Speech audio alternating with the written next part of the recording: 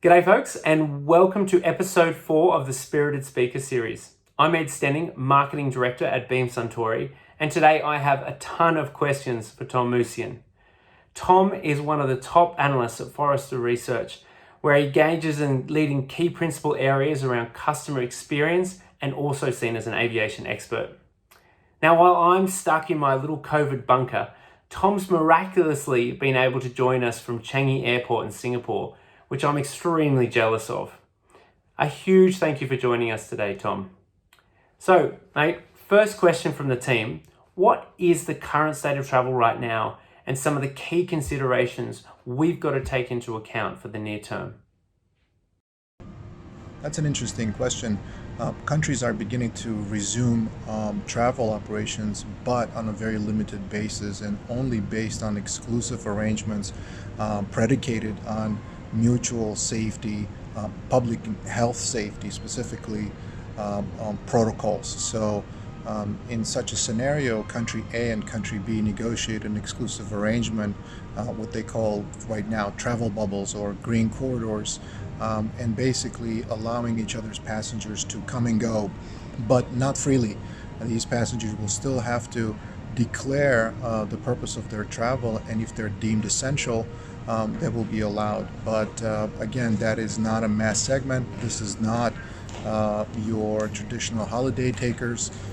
These would be business travelers, government officials, health officials, etc., etc. But still, this is a healthy sign that countries are beginning to open up.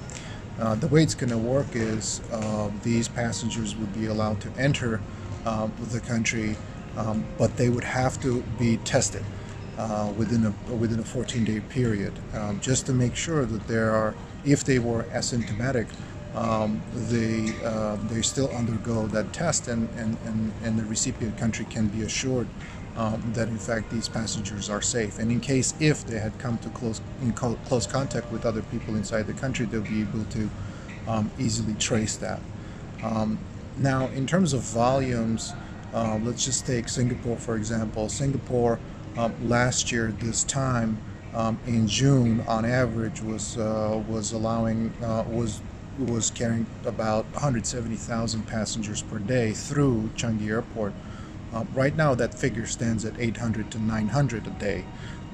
In fact, as a whole, this airport, which is known around the world being one of the biggest transit hubs, in fact, only processed about 25,000 passengers in the month of May, which is quite small. It's 99.5% lower than what it was last year. Essentially, it means that there's almost no travel in and out. Now, that situation is going to change in July, where the government announced that they're going to allow additional airlines to operate, and the airport is actually preparing to make arrangements for 30 or 40 additional airlines to resume at least a few flights per week.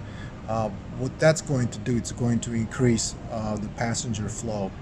However, for transit passengers, they're going to contain these transit travelers to secure zones so that they don't interact with other passengers going through the airport.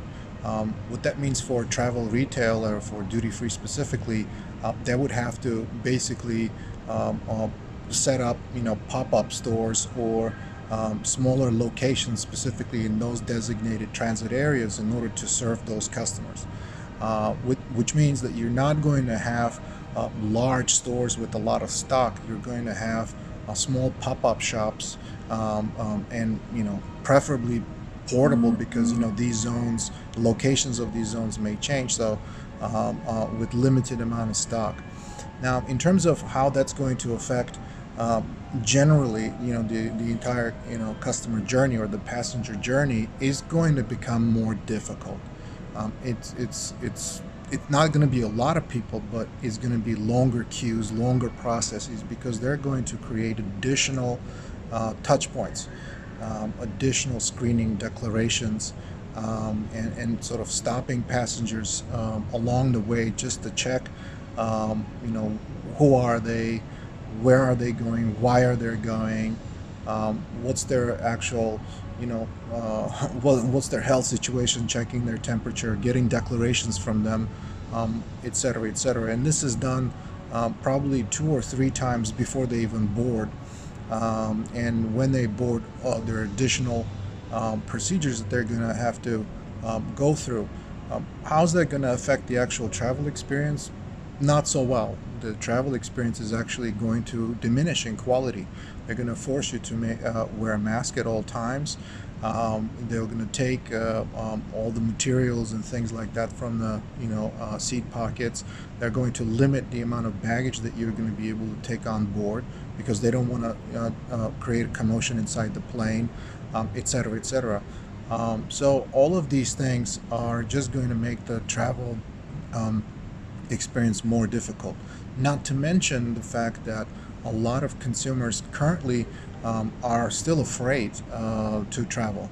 In fact, our research indicates that about 40 to 50%, depending on the country you're looking at, but specifically Western Europe and the United States, indicate that about 40 to 50% of people don't even want to travel at this time. And if they were, they're going to stay away from international travel and prefer to take shorter trips domestically.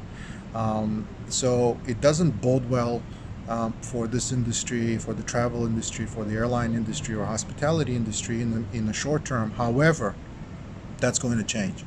That's going to change gradually, and it's important to assess and evaluate what these passengers are going to go through, their emotional state, their sentiments, their fears. What is it that creates a concern for them, and exude empathy through your service delivery and the way you actually present, market, and deliver your services, especially if it's a physical product.